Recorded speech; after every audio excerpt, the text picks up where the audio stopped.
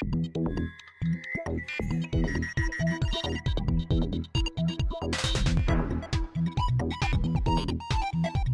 YouTube, and welcome to the first of many of my videos where I am going to review the many different Nintendo consoles that have released.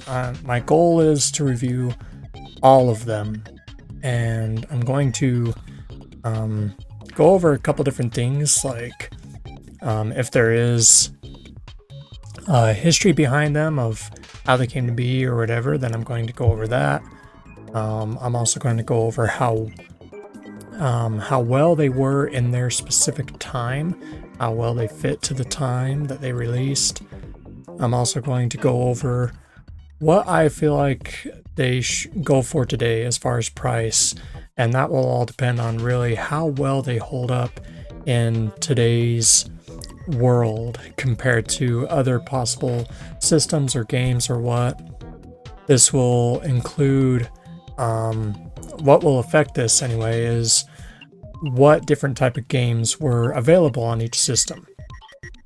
So starting out in this first video of the series, we're starting out with the very first system console that Nintendo released, the Game & Watch. Now, despite popular opinion, or what has believed to be fact over the many years, the NES was not Nintendo's first console that they released. It was actually a handheld in the beauty that we know, if I can get it out of here, the Game & Watch. Now, the Game & Watch is a very beautiful system. It's very small too, though. Should note, I mean, this thing literally fits within my hand, and I have pretty small hands, but it fits within my hand. How it came to be actually is one of the guys at Nintendo saw someone walking in playing on a calculator, or it seemed that he was playing on a calculator, and he thought, that's a good idea. That's kind of the idea of what our first game is going to be. A little teeny tiny thing that you can enjoy playing within your hand. And thus, we got the Game & Watch. The Game & Watch has always been known for keeping time. And the very first game was Ball. And I'm going to try to play this while looking at it on my screen over here. It is a very simple little game. It's but it also poses its own little challenge. Like, as you go on through the levels, it gets harder and harder because it starts speeding up. I don't even know the number that I was able to get up to in this. It's kind of it poses its own little challenge, and I love it. And it was just an ingenious idea that Nintendo came up with. Okay, I'm gonna fail on purpose so we don't go on forever. But in my opinion, it was an ingenious idea that Nintendo came out with for a first game, and it was released in 1980. And when it released in 1980, they were $20 each. What? Which is very cheap when you consider the handheld gaming systems, consoles, whatever you want to call them, that we have today. And it sold 43.4 million copies, units, which is pretty good for your very first product. I must note that I believe, and I could be wrong, if I am wrong, correct me in the comments. I believe that those numbers, though, for the units sold of this are in connection with their updated version that they came out with later in 1983. And in 1983, these units, there was a couple different games that you could get for it. Mario Bros, obviously, being probably the most popular, more well-known. There was also a Donkey Kong one. But yeah, let me pop this one on for you and show you. something really interesting is the batteries that these things take. Really glad that Nintendo veered away from these type of batteries. Not that I have anything against them, it's just I'm glad that they found a better way as time went on. But Mario Bros had the same idea, and this one, the Mario Bros game that is on the Game & Watch, is probably my favorite Game & Watch game. Out of all the ones that are available between Ball, Donkey Kong, and the other one, can't remember what it was called. Let me know in the comments as well. I would love to be reminded of that. But this one had the same idea. Kept time up here in the top right corner. Much bigger, much better actually. Like, I love how this thing feels in my hands. On both sides, it's like, it just feels really, really good. But the idea behind this one was you're running this little cake factory, I guess. And for those of you who have watched Drake and Josh, one of my absolute favorite shows growing up, missed that show. There's the episode where they're having to prepare things as they're running across the conveyor belt and things start getting fast and crazy. That's exactly how this game works. Like, right now it's looking easy.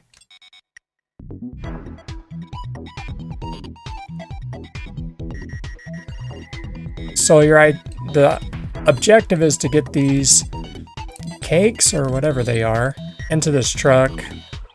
Presents, cakes, I don't know what they are. Get the truck filled up and let it take off.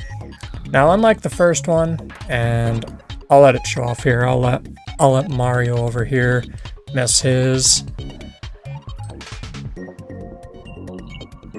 he gets beaten up a little bit. Like, come on, dude, pay attention. Oh, I didn't mean to miss 2 times in a row there, but oh well. So, unlike the original Game & Watch, the ball, you get 3 opportunities before it's game over. You get 3 misses before it's game over. But yeah, I absolutely love the simplicity of these games. I think it showed Nintendo's genius in their early on stages when they were very first getting started with making systems and stuff. I absolutely love the design of this. And yeah, you can see on here, oh, there we go, 1983 for this one. And then Ball, of course. There you go, 1980 on the Ball one.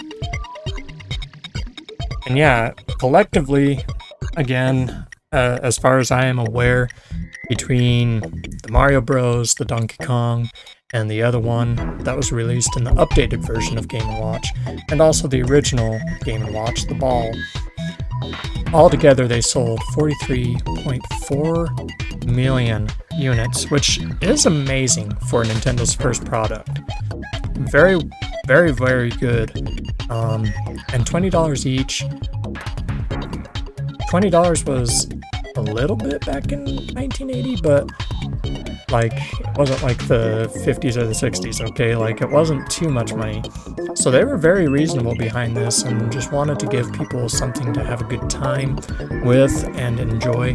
And I think that they succeeded, because these two are a lot of fun, and yeah, I think that they are worth it. Now, did they age well? I don't think so, which is unfortunate, because technology has come such a long way that I don't think that you would choose this over, say, 3DS or anything else that Nintendo has released as of late. However, because of the nostalgia behind it, because it held up so greatly back when it released, which I believe it was ahead of its time back when it was released. My personal opinion, I think it was. and I think that they are beautiful systems. I absolutely love the design of the Mario Bros. One. The Game & Watch, the ball, sorry, even though it's really tiny, I love the design of it as well, and it's a good challenging game. So today I would price them at, well, these ones, the Mario ones, I would price them close to $200, honestly, if they're in good condition. I mean, if they're beat up, I mean, this one's kind of scratched up a little bit, so probably wouldn't price that one as high. But I would still price it close to $200 because, again, the game itself is amazing. It's flawless. It poses a good challenge, but it's not too challenging. It's still simple enough to where kids enjoy it. Even adults will enjoy it. The ball one, that's a little bit harder to price. I mean, it was Nintendo's absolute first console that they released, their first unit. So I would say in good condition, like this one's scratched up and stuff, but in good condition, if the screen looks good, if the game itself is nice and clean, I'd probably price this one more around 100. That probably doesn't make sense since it's older and it was the absolute first unit, but it just didn't have the likability that like Mario Bros. And Donkey Kong had on these later versions of the Game & Watch. So yeah, but still both really good units, really good systems. Nintendo, really, they're smart. I don't think people give them enough credit. They're very smart and they know what they're doing. Even way back then when they were very first starting, putting out games anyway for people. So that's my personal opinion. Again, what I say in these videos as far as price and stuff, how well they hold up in their time and everything, the games that are on them, whether they were worth it or not, it's all a matter of opinion, but I would love to hear your guys' opinions as well. Please comment your opinion about the Game & Watch. I would love to hear if you have had any fond memories of it, or if this interests you to the point where you might want to get an original Game & Watch. I'd be really interested to hear what you have to say. Also, please like the video and subscribe. It helps out a lot. My next video will be about the NES, what people have always thought was Nintendo's actual first console. And I'm excited to dive into that. I know about the NES a little bit more than the Game & Watch, and I tried to study up on some information on the Game & Watch. Wasn't able to find very much, other than that fun little fact I shared with you at the beginning, that it was inspired by just a dude playing on his calculator. So, but there you have it. That is the Game & Watch, the first unit that Nintendo ever released. I hope that you enjoyed it, and I hope that these videos will hit it off and that you guys will enjoy them. And again, share your thoughts. What do you think of these different systems?